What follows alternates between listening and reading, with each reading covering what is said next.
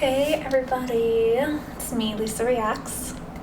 So, you've probably heard about it, especially since they're at the end of everything and they're trying to figure out what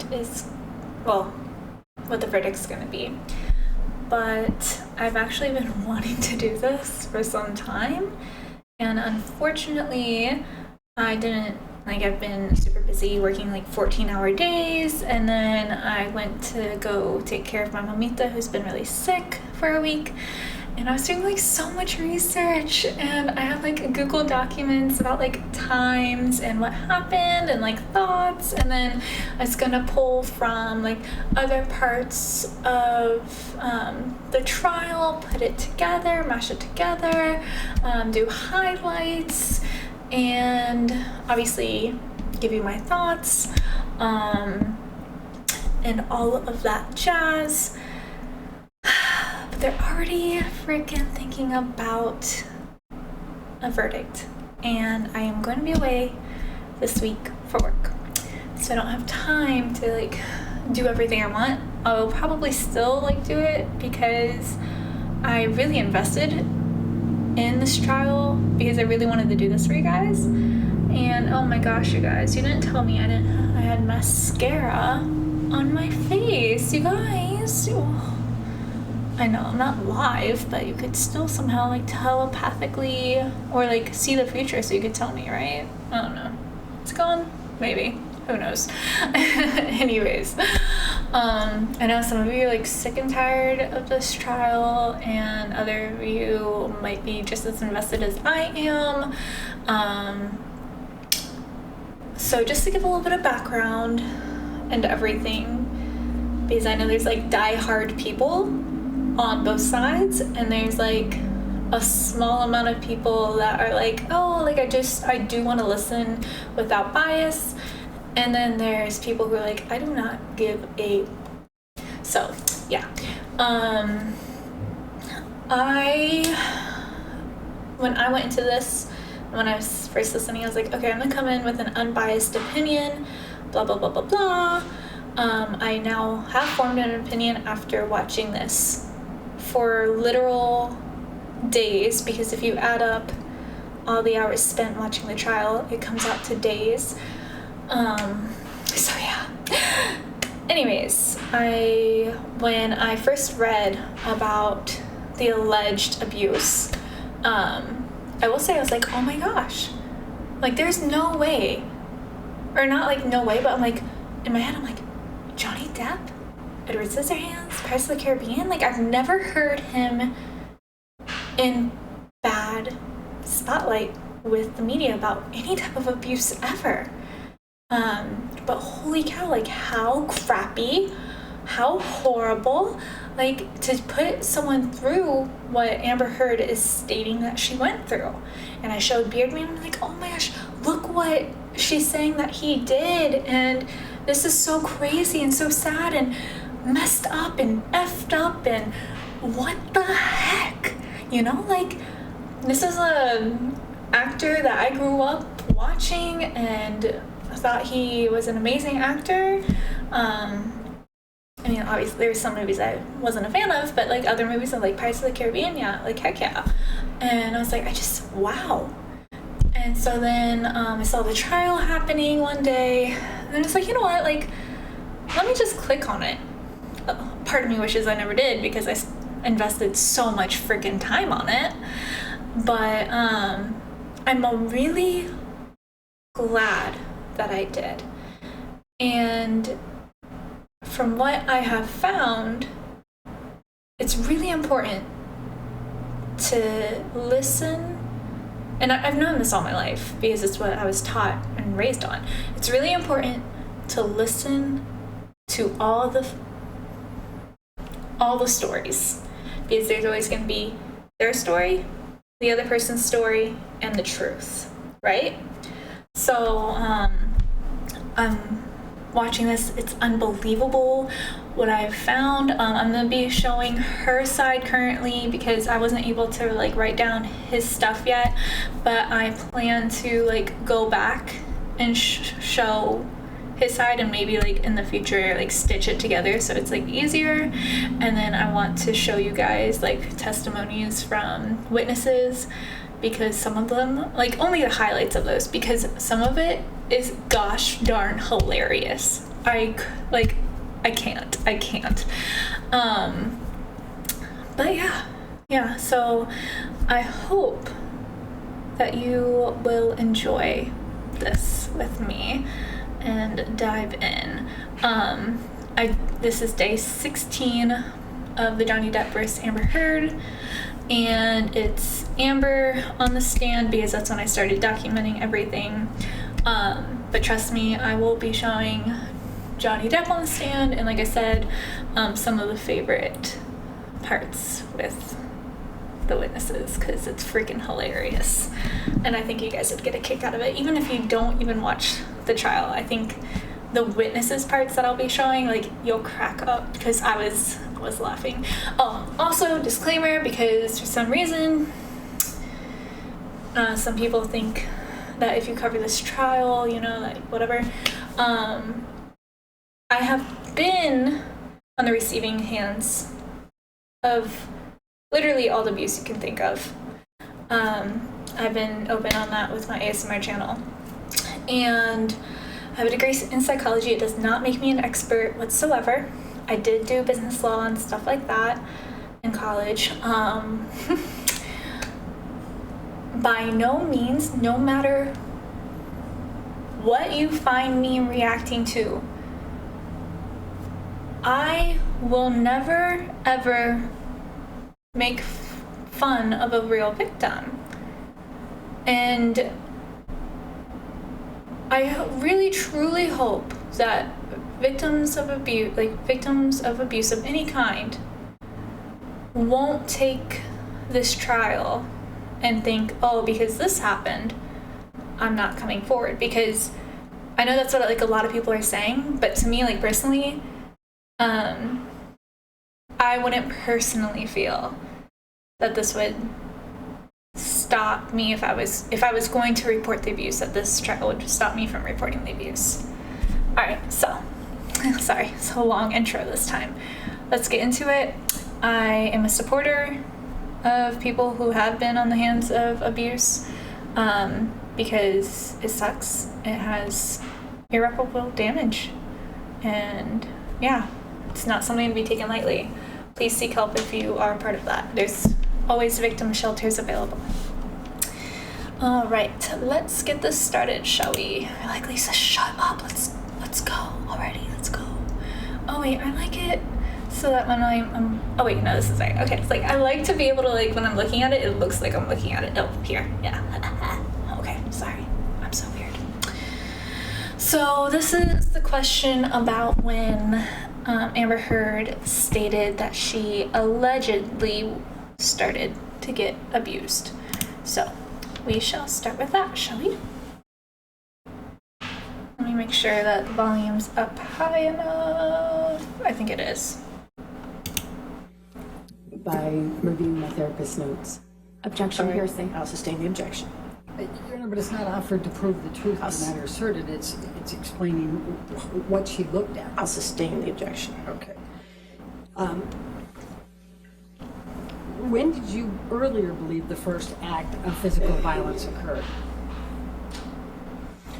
Well, I had always believed, up until recently, that it had started later, that the violence started around early 2013, not early 2012.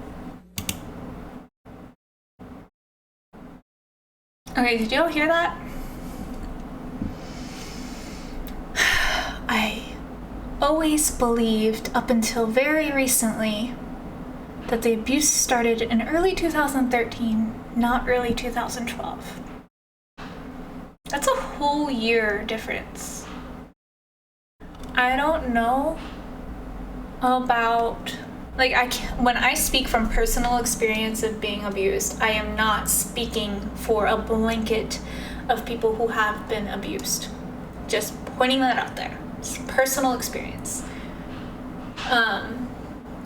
If I think about when a person started abusing me, I can pretty damn near figure out what year of that relationship, you know, it happened, or like how old I was. And maybe like a few months off, maybe okay, but to me, the whole year, to me, that seems really sketchy. And to me, like I said, this is day 16 of the trial. It's like she's trying to, oh my gosh, you guys, what if I missed something? I think I actually did. 1 second. Let me pause you guys for a moment. Ha ha ha ha. I fail. I actually started making notes on day 14 of the trial, not day 16. So I'm gonna pause you guys again, and I'm gonna pull up 14 because I was like, wait, there's some like important stuff I wanted to touch upon before I did this. So another thing. Day 16, 2 days into her being on the stand, suddenly, I realize the abuse started a year earlier.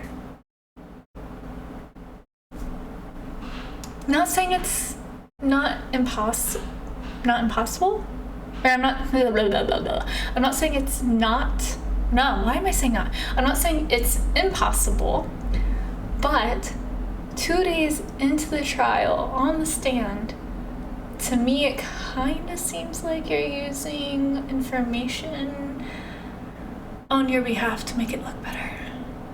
Okay, with that, let me pause and let me pull that up. Okay, so finally have the spot up, but before I get into it, I do want to say, like, I skipped over the part where she talked about how, like, her father broke horses and, like, she did too, so, like, you had to be very strong, unwavering in a sense, because if the horse is going to like test you, you know, you have to not be scared. So the behavioral aspect of that and in her personality, that to me, with the psychology education background that I have, even though it's just a bachelor's degree, not a master's or anything like that, it goes to show that she's very strong-headed and very independent in a sense, like is able to independent in an ambitious way, I should say, because you know you have to break the horse and you have to be strong against it and you can't be fearful. So from that type of person, like that person is the type of person who wouldn't take BS, you know? The typical person with that personality would not take any BS. They will not back down. They will not whimper. They will not be defeated. They will stand their ground and be like, this isn't okay. And either walk away or stand up for themselves and do something about it. So, just keeping that in mind, because I kept it in mind when I was watching this. Now we're going to get into something that I found interesting where I will see, like, I'll just listen.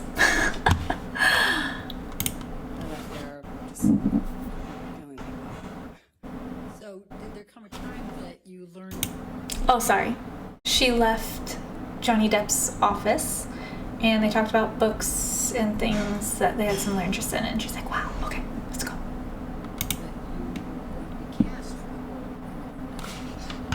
Yes, a few days later, my agent said that Johnny's going to call you and gave him your phone number. I was like, okay. And shortly after, my phone rings, I pick it up, and I hear, this like deep voice on the other line, and he said, "You got the, you're it, kid. You're the dream. Hunter wrote this part, and you're the dream. You're it, kid." Okay. am I the only one who hears her say, my agent called me and told me Johnny Depp is going to call my phone. And then he calls her phone and says, you're it, kid. You're the dream kid. Now keep this in mind. It's very important. But let me pause you for a quick moment again. Cool. Just making sure it's unpaused. Yeah. And please describe what that means. What was the diary of Hunter Thompson? Y'all don't care. So let me pause and find the next spot. That's the reason why I stopped it about the phone call. Okay, so I found it. This is when she says, when you left Puerto Rico, did you have any communication? So, yeah. Which, by the way, a few minutes earlier, she said that Johnny Depp called her on her personal phone. Remember that. When is the next time Yeah, she's frozen. any contact from Mr. Depp? His contact include anything, communications, written communications, as well as telephone or otherwise. We had no contact until Johnny called me on the phone one day, and I was driving, and he invited me over to his home. Sorry. The lawyer said since Puerto Rico. The Puerto Rico thing happened. It was her that was the birthday thing, and that happened after she already got the part in Rim Diaries. After. So after he called her and said, "You're the dream kid." Beverly Hills, and I was out of the blue. I didn't even have his phone number. Did you hear that? Did you? You didn't have his phone number, Amber. Really? Because he called you, said that you're the dream kid, he's a famous celebrity, and you wouldn't save his number when it is a huge deal to network and the type of career you're in. It's actually a huge deal to network for any career that you're in, but especially since you keep mentioning how you are a small actress and that you only had small roles in big movies. Keep pointing that out over and over again. Just saying. So it was quite unexpected. He called me a second time, but I don't think we actually connected. We didn't stay on the phone because we didn't really speak. But the first time was the only time I actually spoke to him, and he invited me over to his house under kind of said that we could get Bruce, who's the director, to come over. Something about the movie, but it was clearly not about the movie. Okay, so I'm gonna pause it because it doesn't really matter. She's just gonna say he was the only one there, blah, blah, blah. I'm going to forward it to the part where she talks about the first time he hit her. Un momento, por favor. Okay, so Amber Heard's lawyer, Elaine, just asked her to describe their relationship in 2012. Now, if you remember when I was playing day 16 of the trial, because I forgot I did day 14 and 15, she said, oh, the abuse actually didn't happen in early 2013. It happened in early 2012. So we're on day 14 of the trial, obviously before day 16. And this is what she says about their relationship in 2012, which I don't know if I'm a little bit past the part, but if I am, she said that their relationship was intense. Like, it just started intensely.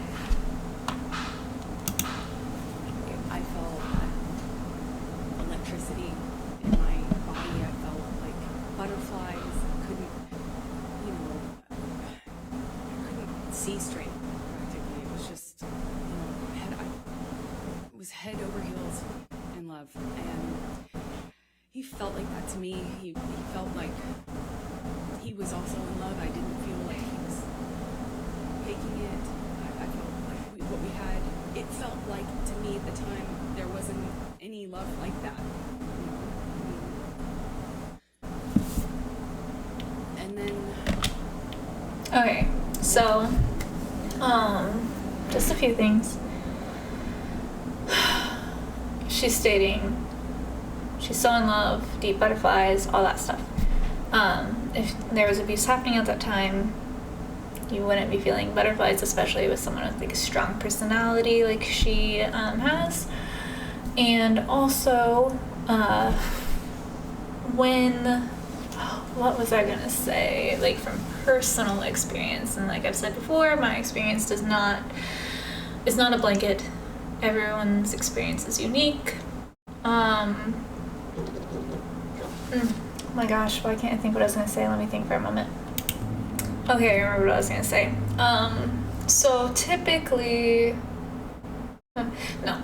So when I am talking about someone that has abused me, and if someone's like, well, why did you stay? Or how was the beginning of the relationship? Be like, I mean, yeah, I liked him, but there were red flags that I missed, or I wouldn't let myself see, or blah, blah, blah. So it's not like me saying, oh, he's such an amazing person, we were just so in love, and then just letting that be it. No, like, typically, for me,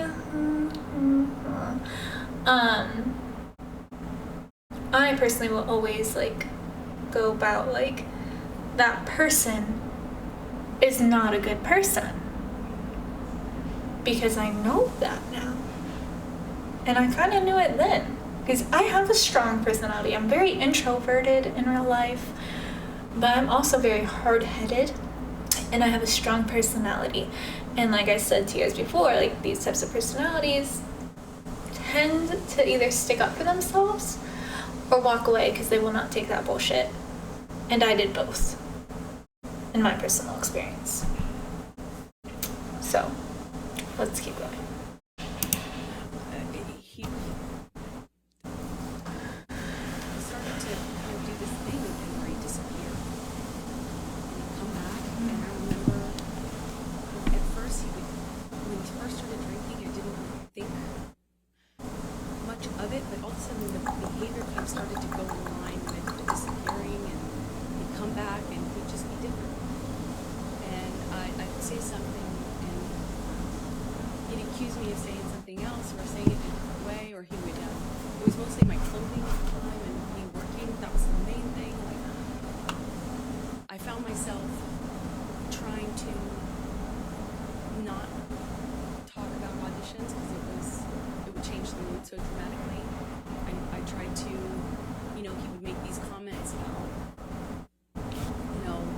pouring myself out, but do so in the context of me acting, and he would talk about other actresses who do my role in this way where they would...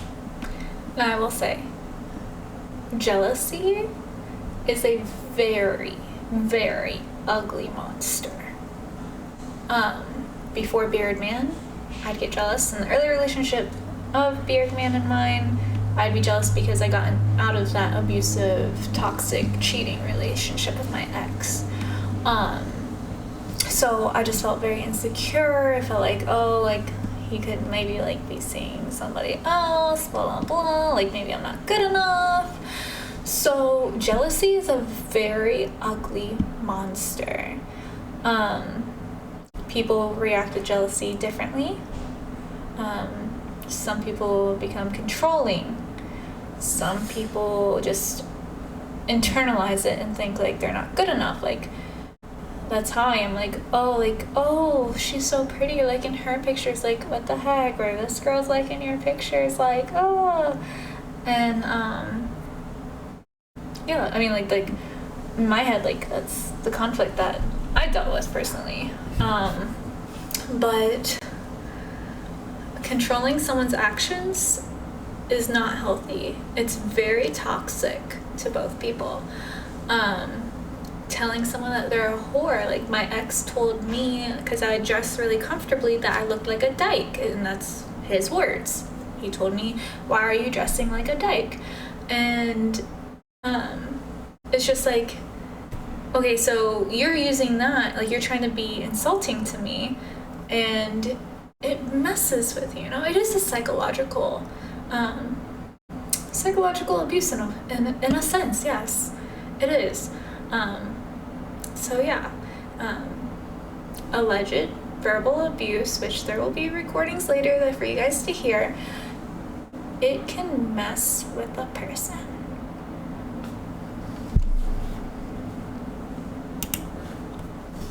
These whores, they were, you know, fame hungry, you know, expletive, you know, just this. The point is, it felt really dirty to be an actor. Never mind that he was one. It was dirty that I wanted to do this job that I wanted to do when I was doing the job of an actress. It was every time I was walking out of the house, he would ask me, "That's really what you're wearing, kid? Oh, I see. You know, I wore it." It causes, like, kind of like mental, psychological abuse, because it makes you second guess yourself. And I can feel for that, you know? Like, it's not good. It's not healthy. Like I told you guys, having my relationship, I stayed during that part because I was worried how it would affect everybody around me financially, because we all lived in the same place.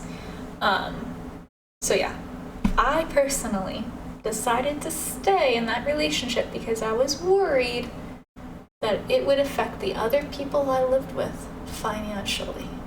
And I was also kind of stressed financially. I was not like, I was in the red every time at the end of the month, because I wasn't able, my work wouldn't let me work more hours, and I was still working 2 jobs, you know, at that time, and doing YouTube videos and stuff like that.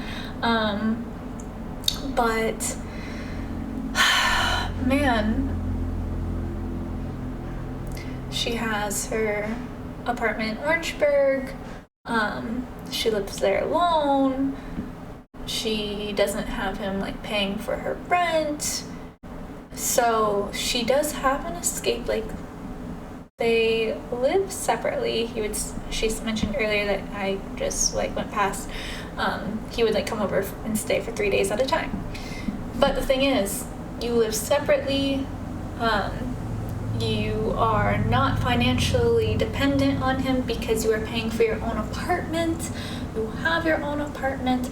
You are a strong-headed, very ambitious woman, and you can break it off. But also, you have to, I guess, like, what I'm not putting into the point of view is he's a very famous actor. Great networking. Stick with him. Could climb that ladder. Dressed to an event once, and I felt beautiful in it. Stupid as that. And she should have felt beautiful in it. Like, if she felt confident in the dress, that's nice. So, yeah. Sounds like I felt pretty in this dress I picked out, and I showed it him because it's a carpet, it's a red carpet, so it's like, publicized, and I kind of thought it was weird he wasn't saying anything about it. I left him to go do this red carpet, and I was like, did you see the event I went to? Basically, I felt pretty, and I thought, like, did you see that? I wanted him to say something about that, I guess. And he said, well, this is after he stopped talking to me for some time, didn't tell me why. When he came back in my life, he wouldn't explain why he was acting different. He just kind of acted mad at me. I didn't know what I had done wrong. And when I brought up the dress and the event, because it was an event to support a charity I was really involved with at the time,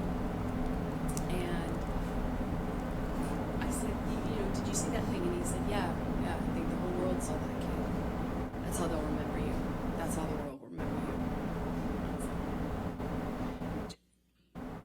Oh, come on. I mean, it's like, but you know, I felt good in it. I felt good. And he said, yeah, kid, that's what you're putting out there in the world. No one will ever forget that, and that's all they'll see you as. That's what you wanted. That's what you were going for. You know, my dress was low cut. I get it. But I felt, I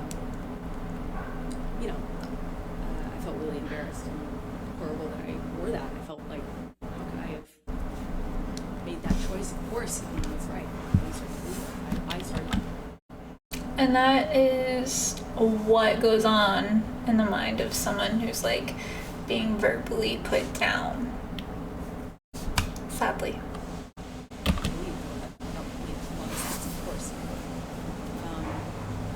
But it didn't stop with that. It was just completely in general. When I walked out of the house, it wasn't just like. Okay, so I'm gonna skip this and try and find the first part of the physical abuse, because I'm pretty sure this is just, if I remember correctly, repetitive about what she wore and everything.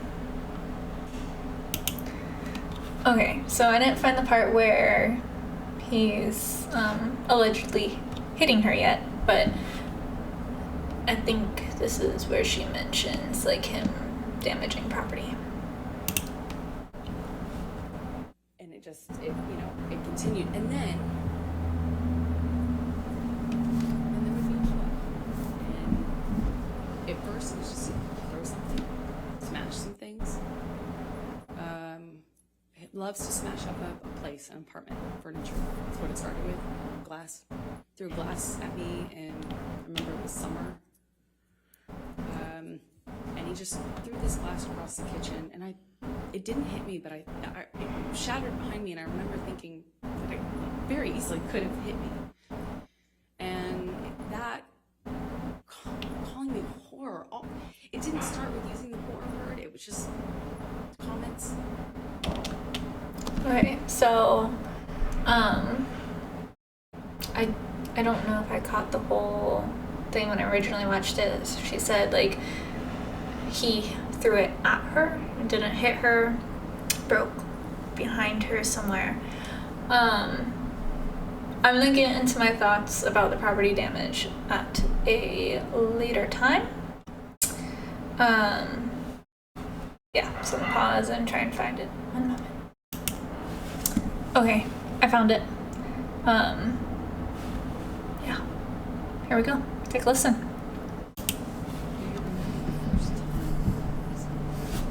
Yes.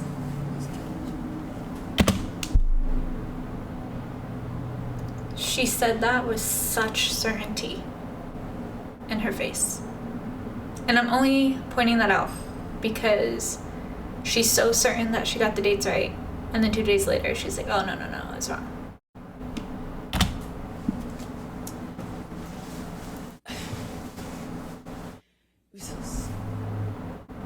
It's seemingly so stupid, so insignificant. I will never forget it. It changed my life. I was sitting on the couch, and we were talking. We were having a normal conversation, just there was no fighting, no argument, nothing. And he was drinking, and I didn't realize at the time, but I think he was using cocaine because it was like there was a jar of cocaine out on the table. I realized it sounds weird, but it was like an actual vintage jar of it.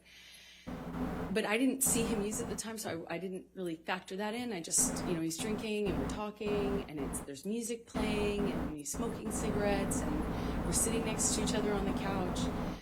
And I asked him about the tattoo he has on his arm. And to me, it just looked like black marks. I didn't know what it said. It just looked like muddled, faded tattoo that was hard to read. And I said, what does it say? And he said it says wino. It says wino. And I didn't see that. I thought he was joking. because it didn't look like it said that at all, and I laughed. It was that simple. I just laughed and I thought he was joking. And If you guys don't know, it was Winona Ryder. That was like the tattoo was for her because they were in a relationship when they were younger. They were together for a couple of years, if I remember correctly. what's the face? And I laughed. I laughed because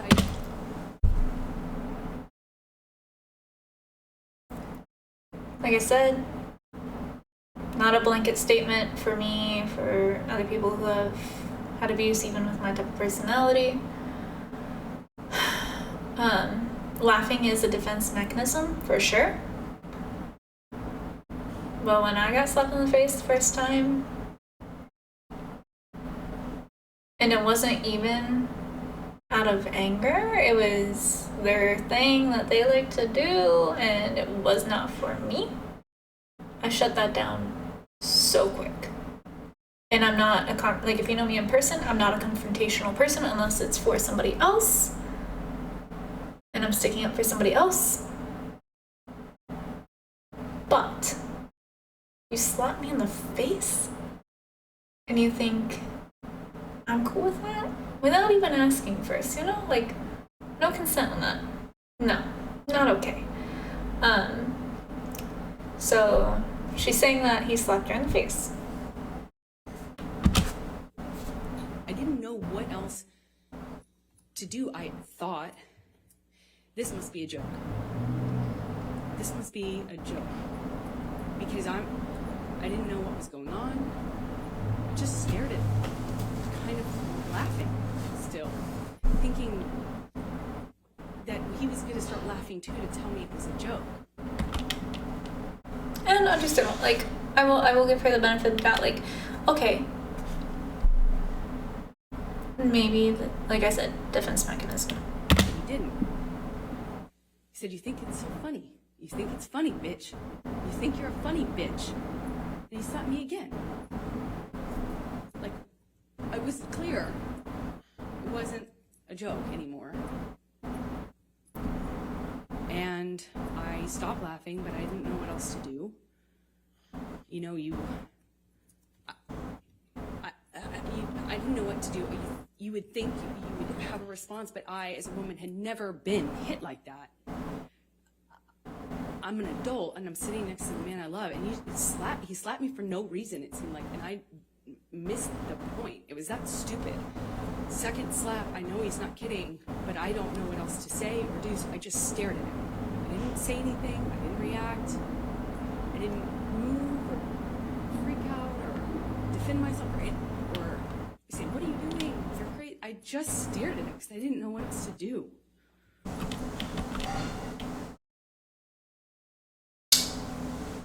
Now, from watching the few days of trials already and hours of it, I personally, after watching her whole testimony on the stand, I find it hard. I watched all of hers and all of his, and heard the recordings. I find it hard to think that she allowed someone to slap her and did not react.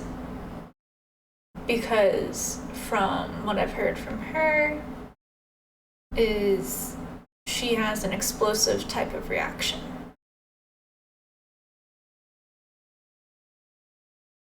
Also, it's your first time ever getting abused, and you're an adult, and you moved all the way to LA from Texas to be on your own and become famous. So you have ambition, you have a lot of dedication, you have a very strong-willed type of brain. Like, you know not to let someone treat you this way. So to not react, like the behavioral psychology education that I received, just, it doesn't, to me, it doesn't match up with her personality type.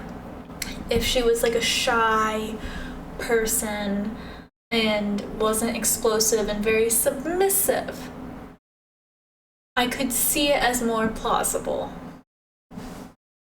But let you guys like come up with your own like thoughts and everything. Please let me know what you think in the comments. I will say, like, when I originally watched day 14, I was like, oof, Johnny, it is not looking good for you. Not looking good for you. But please, when you're commenting, please be mindful. I just want to know everyone's thoughts in a civil manner. Do not come in here and attack people for whatever belief they have, because that will not be allowed on my channel. These thoughts move all the time. Hard. I lose my balance. At this point, we're sitting next to each other on the edge of the couch, or I was on the edge of the couch. And I'm all of a sudden realizing that the worst thing has just happened to me that could possibly happen to you. I realized that I wish so much he had said he was joking. Because it didn't hurt. It didn't physically hurt me. I was just sitting there on this carpet, looking at the dirty carpet, wondering how I wound up on this carpet and why I never noticed that the carpet was so filthy before, and I just didn't know what else to do. I didn't know what to say. I didn't know how to react. I just sat there thinking, how much time do I have till I figure out what I need to do? Because, God, did he just hit me? No, I didn't want to leave him. I didn't want this to be the reality. I didn't want to have the man I was in love with. I know you don't come back from that. You know, I'm not dumb. So, a lot of people gave her crap for saying, like, she stared at the carpet and noticed how dirty it is. I know that when I personally have been in a situation where something was happening to me that I did not consent to, that I would stare at something and just focus on it and try and dissociate. I would try and dissociate, not try and focus on what was happening to me at that moment. So yeah, her noticing the carpet and that it's dirty, like, to me that wasn't like too concerning or like concerning at all. I know other people are like, oh, like, why are you talking about the carpet? Like, you want to be focused on the carpet. Some people focus on what's happening to them.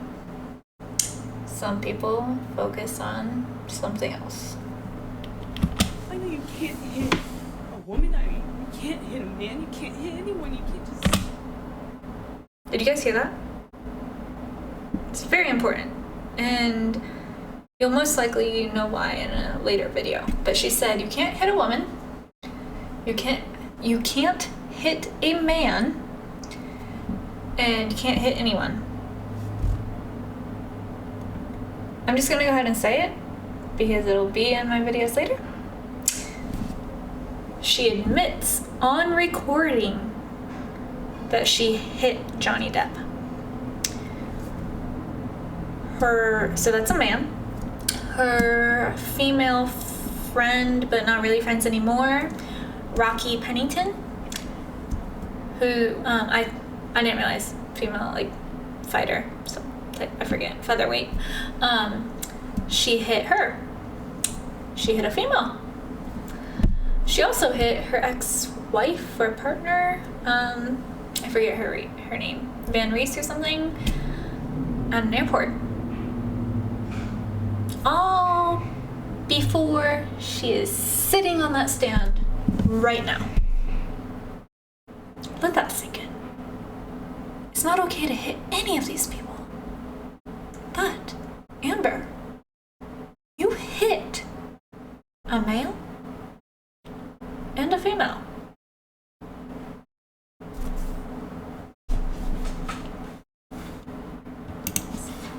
hit somebody because I knew it was knew that I had to leave him. And that's what broke my heart. Because I didn't want to leave him. I thought if I got up out of that room, I would leave the best thing that ever happened to me. And I wish I could sit here and say I stood up and I walked out of that house and I drew a line and I stood up for myself.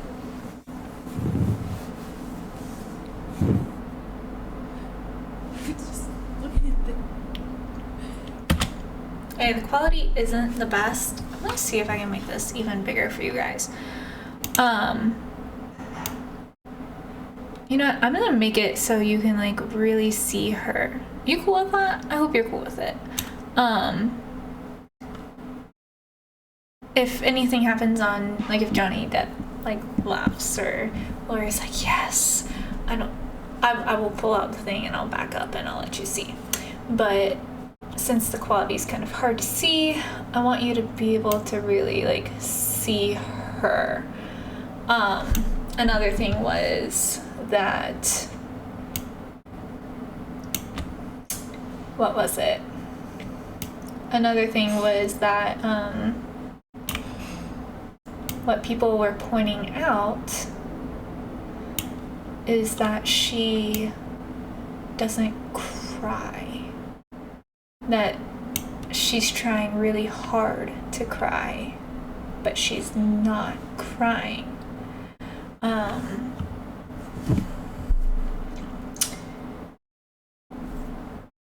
Personally, when I go back over abuse, I don't cry. I'm either very matter of fact or I'm very angry about it. If it's a traumatic event that I went through, I will cry. And it wouldn't, if your body's response is to cry, like, it's not going to be hard to cry. So to me, like, I don't know if it was the whole, I feel like I need to cry because people would be expecting me to cry and she's trying hard, or just like trying to act, or this is how she cries. No, I'm not gonna say this is how she cries, because when you cry, you literally cry. You have tears. And I have chronic dry eyes, and I can still cry sometimes. So, to me, it's just like, I don't know why she's making these faces and trying to scrunch up her face. If you're just gonna be angry, just be angry. If you're going to cry, cry with your emotions. Don't just scrunch up your face and hope it comes out, you know, like squeezing an orange. I don't know. But yeah. dirty carpet trying to will myself to get up, to walk out the door because I knew I needed to. And I really slowly stood up, and I remember looking at him in the eye and just looking at him, frankly, because I didn't know what else to do. And before I know it, he starts crying. And, you know, like, I had never seen an adult man cry. I didn't even really see my dad cry at my grandma's funeral. You know, it's weird. And he's crying. Tears, I mean, just falling out of his eyes. He gets down on his knees and he grabs my hands and he's touching my hands and he's saying to me, I will never do that again. I'm so sorry, baby. I put the fucker away. I thought I killed it and it's done. I thought I put the monster away and I've done it before. It's done. But on his knees. And I didn't have words. I didn't know what to say. I just remember thinking. So something. He says she coined the word monster for his alcoholism. And later she says that he created the word. So I don't know. It was just, he was crying. He seemed so sorry, but I knew I couldn't just forgive him because right? That means it will happen again, no? You know, like I've seen the health class videos, everyone else. And I got up in my car, I walked to the car, I didn't say anything. I made a point to not say, oh, it's okay, or anything like that. I just didn't say anything. I got up, I went to the car, I sat in my car, and I felt like I sat there forever. I didn't want to turn the key. I just leaned my head up against the window. And I remember just seeing my breath on the windshield, you know, on the glass of the window of the door, just seeing my breath and trying to will myself to have the strength to know what I should do in this moment, because it was heartbroken. Sorry, I realized when I said, like, really traumatic events that made me cry, I meant, like, when my mother passed away, when I tell the whole story about that. But, obviously, like, abuse is traumatic events. Do not want anyone to, like, think that I wasn't saying it. Oh my gosh, I forgot to hit transition for you guys. I'm so sorry. There we go. She's so big. Okay. But yeah, didn't want anyone to, like, misconstrue what I was saying. And I sat there for a long time and eventually turned the key and drove home.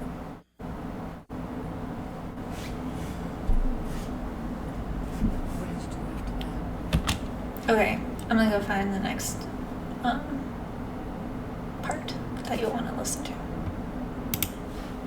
Alright, so this is where her lawyer is asking if she has told anybody, and yeah.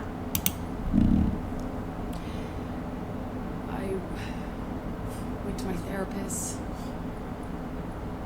I told her. Objection, hearsay. I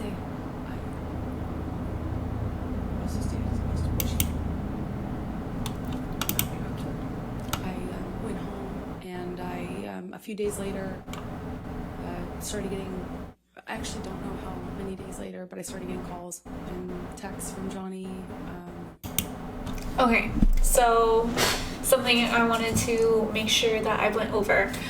She said she told her therapist, and I used to be a therapist, so mandated reporting. A lot of people are like, oh, like, she would have to tell the police about the domestic violence. Okay, so I worked with domestic violence victims. I worked in a victim shelter. A lot of people with substance abuse had, like, violent partners. So let me just go over, like, basically almost every state, if not every state, they have consent laws, and consent laws would be if you are a danger to yourself or others, you'd have to report it. If a child is in danger, or if you're exploiting or abusing an elderly, then it's mandated reporting. With domestic violence, typically a therapist will come up with not typically. A therapist will, because you will get fired if you are not doing this, come up with a safety action plan. It's like a safety plan and an action plan. At least that's what we did. They might call it different in other places, but basically you do a plan that will keep you safe. So let's say, okay, you're getting into an argument. It's about to explode. What are you going to do? Give me 3 different things that you can do to keep yourself safe. And I guess, like, safety and action plan kind of, like, mesh together, intermingle. And, like, oh, I'll go to a family member's house, and another option could be going to a friend's house. Another option could be going to a shelter, or taking myself out of the situation, like walking away. Action plans, like putting it in step, like, oh, I'll contact my therapist, contact the police, blah, blah, blah, make sure that everything's good. Like, it's like I said, kind of intermingled. It has been a few years since I've had to deal with that. But my skills might be a little rusty. But yeah, I looked up specifically like different laws or whatever, and for them, like, her therapist was not required to report domestic violence, which, like I just stated, I didn't have to report domestic violence as a therapist. You just, unless your patient wants you to, but it's very, very, very rare that a patient wants you to report it on their behalf, unless they're just absolutely done, which I had a few patients who were absolutely done too. So, yeah.